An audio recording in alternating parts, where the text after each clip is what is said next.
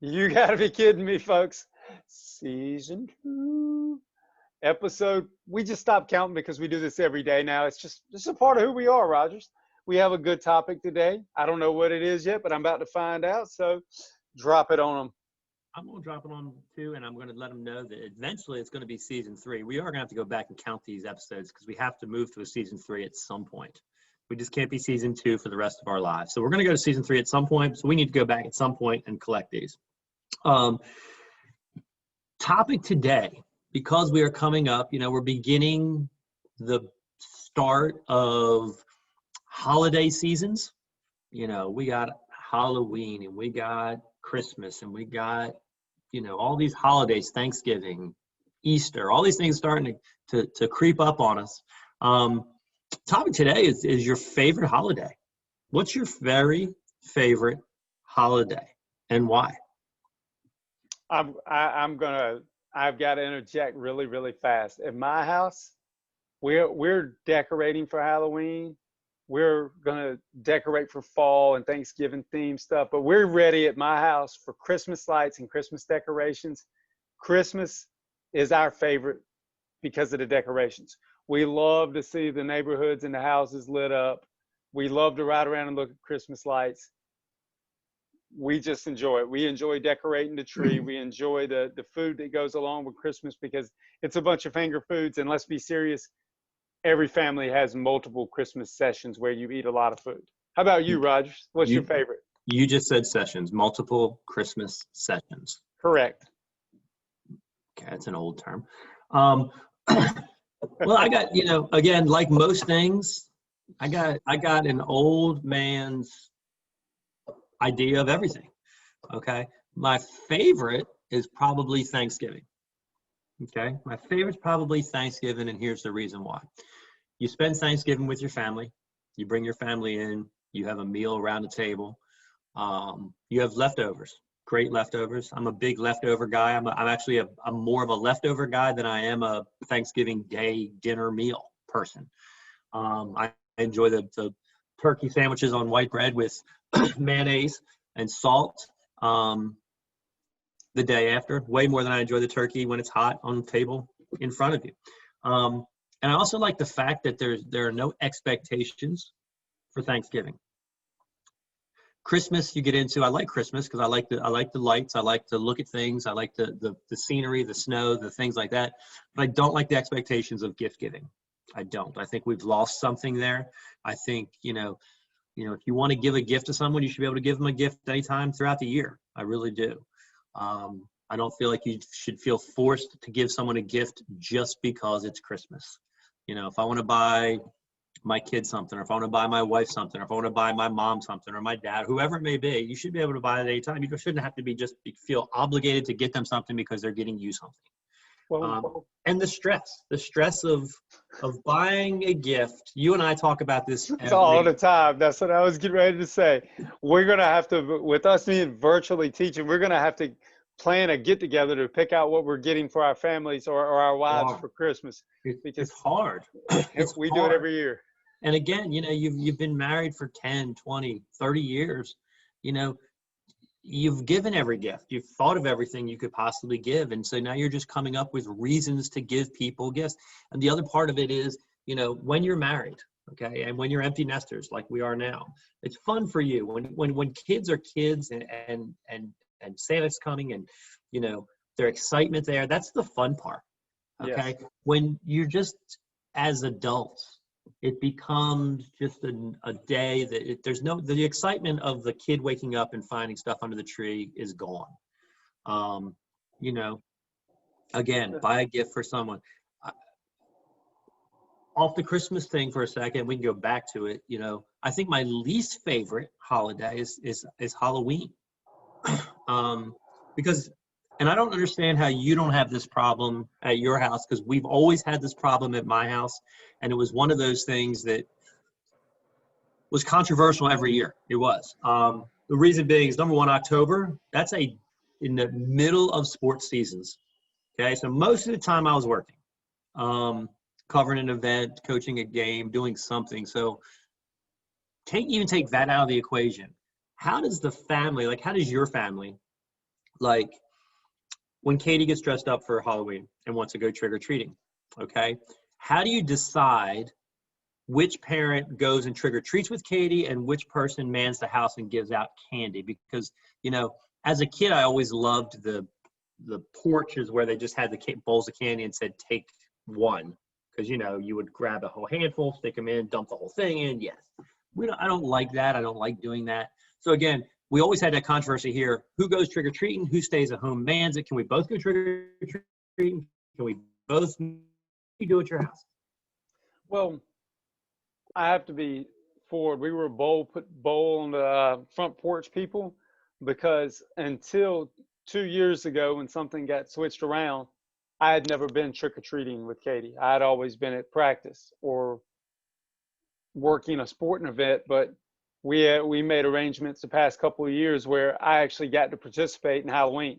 So it was a first for me. And as a kid, Halloween was my least favorite holiday because, especially when you're younger, your parents pick a bad costume and you dress up with it. And I guess it's a funny picture for later on. But this past year was really interesting. And I want to bring it up because my folks moved to town, Pop and Maga. And for the folks on here, if you know who Pop is the crazy assistant coach guy that works with me, that's older, that sits with me, and I look just like him. That would be my dad. And he's the brains behind the whole situation. Brains behind the organization. That's correct. They gave the candy out this year. They sat on the porch and did the candy thing.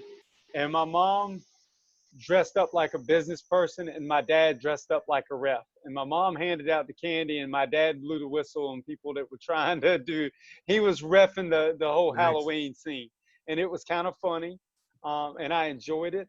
But the thing that I like to see is, and this is just me, any holiday because of me right now, my young kid is fun to watch. But my wife has been freely in letting my kid pick the costume. I want to dress up like this as mommy. And instead of going out, my wife has pieced together the costume. Like this year, Katie just came out of the blue and said she wanted to be a witch. So we got a witch's hat. We got a witch's broom that lights up this time.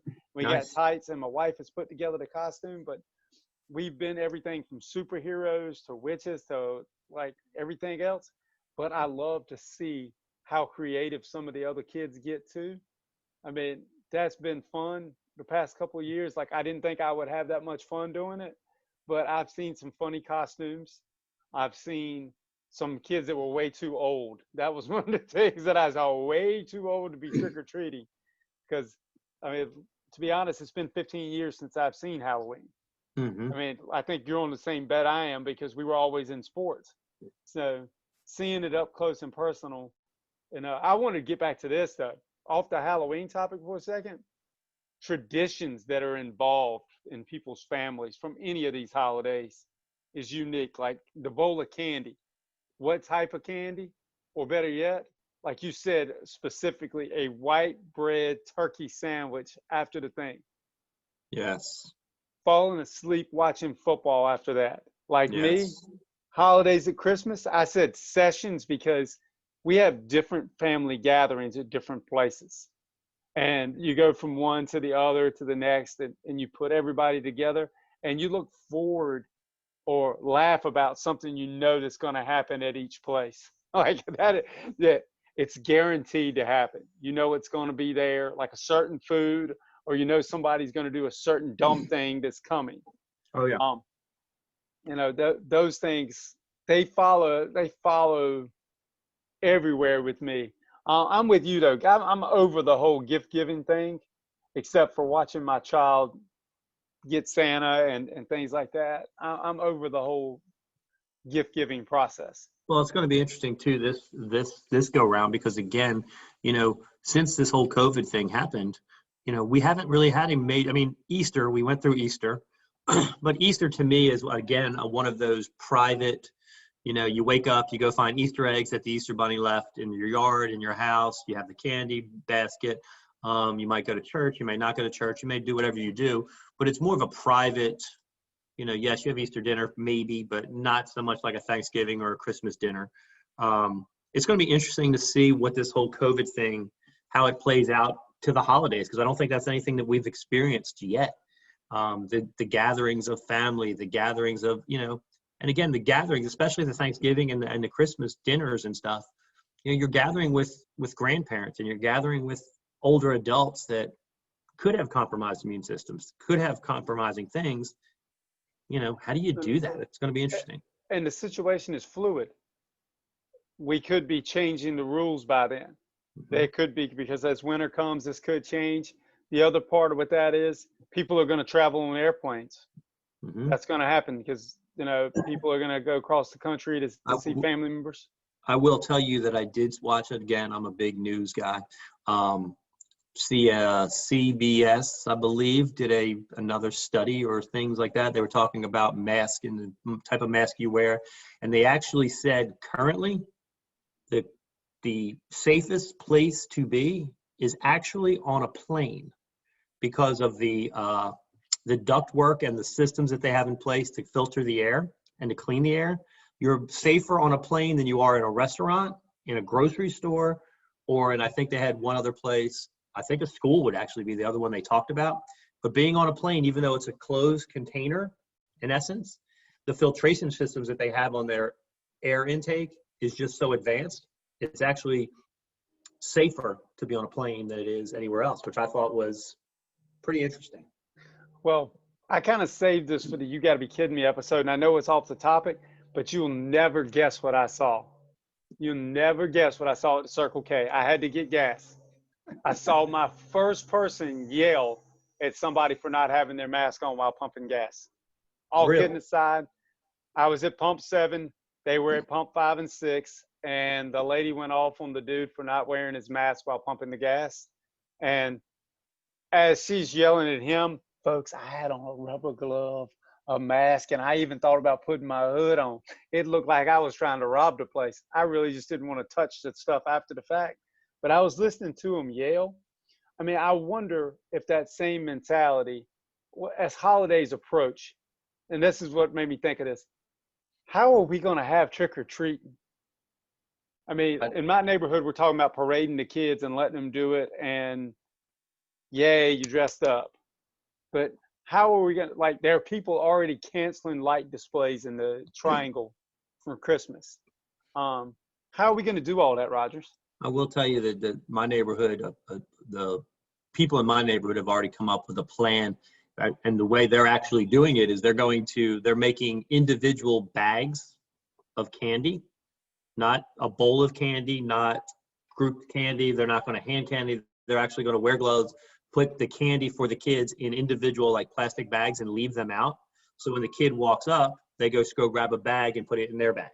Almost, your own little bag of candy is your bag of candy. It's not mixing with anybody else's. Hands are not going in there, grabbing things. You're grabbing your candy. Then when you get home, you can open your bag and have your candy, which I thought was a great idea. But again, very, very, very rarely, I don't know how you do things like that. I mean, how do you give gifts? How do you exchange gifts? How do you do, Christmas parties? How do you do all the things that you want to do?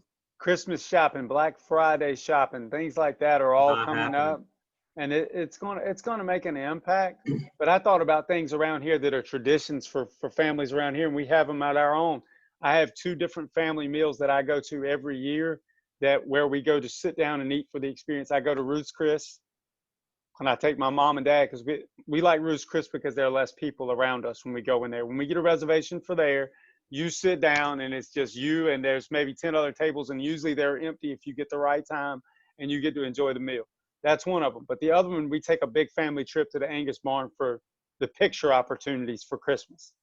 So it's a good meal at the Angus Barn, but there are so many people. I mean, it is people make reservations for that months at a time.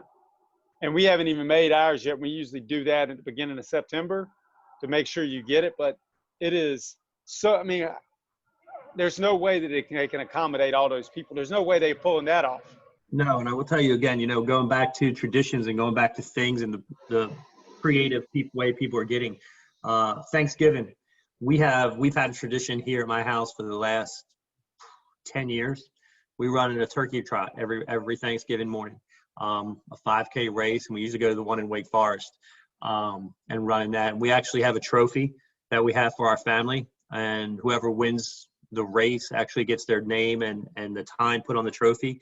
I'll have to bring the trophy next time. It's the room I don't want to leave right now. But what they're doing, which is awesome, is they made their race virtual, which is pretty neat. What happens is you register through their race, you get an app on your phone, and anytime between Thanksgiving morning and Sunday of that afternoon of that weekend, you go out and you run 3.2 miles, or you run a 5K. And the app actually times you and checks your distance.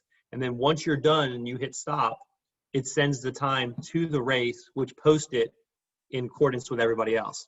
So you're still running, you're still racing, you're still doing everything. And our families decided, we're all registered, and we are all going to run on our own. We're not going to go out to a place and run because, again, my oldest one is in Oregon, my youngest one's in college. Me and my wife are not going to run together. So we're going to go out at some point that weekend and run a 5K on our own and submit the time, and then we'll look on the website to see. I mean, it's a pretty cool way to do it, still continue with the tradition, but completely virtual. And it actually works out better because my son in Oregon is not going to be able to come home for that. So he can actually race with us all the way being in Oregon. So they are coming up with creative ways to do things and trying to keep holidays together. And you don't have the dog holding you back this time, so you should have a better chance of winning. You had the dog last time, right? Okay, dog. All right. I hope no one's watching this, which I'm sure no one is. The dog has always been my excuse, dude. I can't beat anybody in my family. There's not one person in my family I can beat, unless I cheat. There's no way I can beat anybody in my family. But I'm going to get my name on that trophy at some point. I don't know whether I have to outlive them all, do something. I'm going to do something. I got to figure this way out, but I got to get my name on that trophy. Well, I got a good question for you because this is coming to my mind. I knew where you were going with that, but here's a good question. Worst holiday gathering you go to where you know they're going to have something you really don't like, but you gotta eat it, so to speak?